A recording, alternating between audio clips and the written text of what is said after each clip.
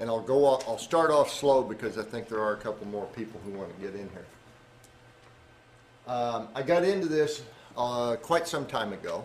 I got into it in a bigger way through the help of Ancient American Magazine, and submitted a story about the 12th century Welsh fortresses of the Ohio Valley. And it was in this particular edition of Ancient American. Boy, I got an education on that part. The 12th century story is probably about as bogus as it can be. There was indeed a Prince Madoc. There may have been more than one Prince Madoc, but the Prince Madoc of record, and when I say record, yes, those records still exist. They are still in Wales, and they are still legible. But that Prince Madoc lived in the middle of the 6th century. And, oh, did I mention he was also the younger half-brother of a guy, little-known guy by the name of Arthur. And their common father was named Uthor. Anyway, I got an education on the basis of this article being published in Ancient American. And it was actually very welcome, because I was going on the basis of one history book called History of the Falls of the Ohio and its Surrounding Counties. And it was a good book. I mean, it was detailed, had a lot of references, and of course at the end of the chapter about Prince Madoc, they said, of course, this is very, very unlikely because there was no such person as Prince Madoc, and there were no white people in North America before Columbus.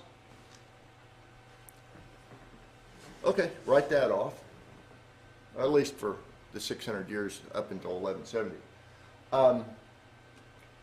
So I got into this by the back door, you might say. But there are some verifiable, completely documented, in fact extremely well documented, cases of fortresses and other sites that are undeniable. You know, these are not things that are imagination, they're not dreamed up, they're not misinterpretations. They are surveyed sites, in this case by Mr. E.T. Cox. The reality is he was the state geologist for the state of Indiana. He didn't do it himself. He contracted a guy by the name of W.W. Borden.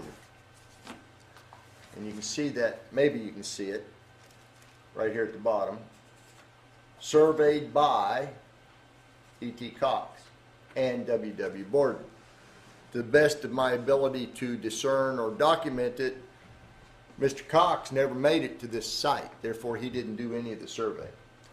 Mr. Borden lived about 20 miles, 19 miles specifically, west-northwest of this exact site. It was practically in his backyard. Yet at the time that he was contracted to survey it, he had never visited the site.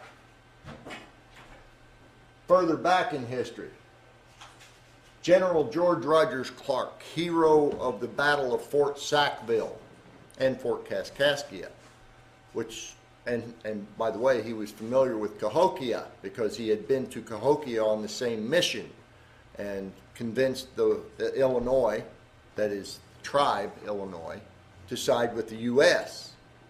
against the British. But after that war, and after he was pretty much too crippled up to do any real exploration himself, General Clark became something of a desk rat, and he wrote a lot of letters.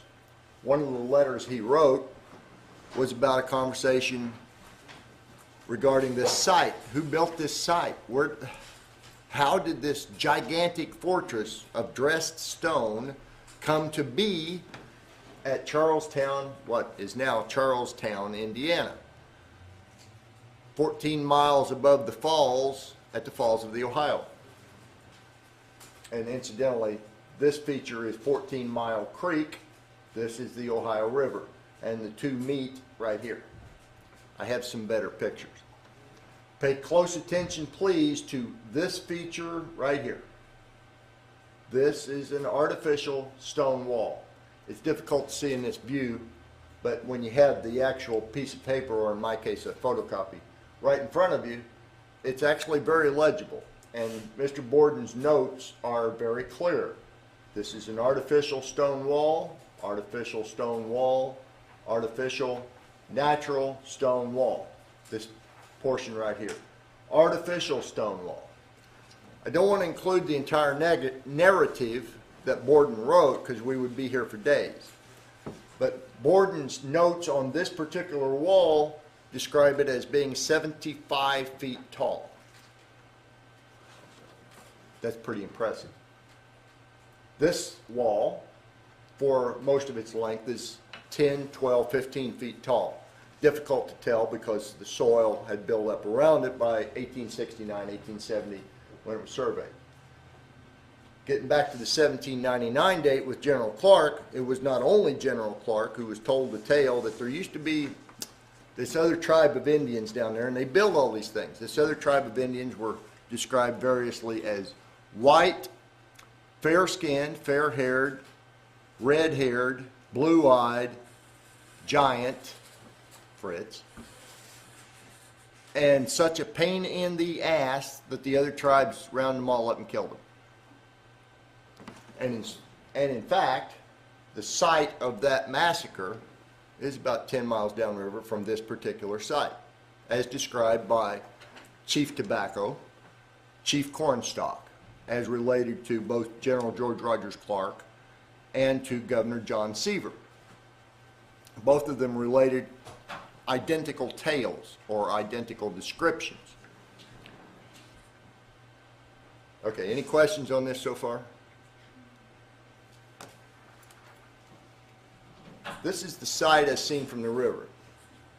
It's a little bit bright in here, but this feature right here is the Devil's Backbone as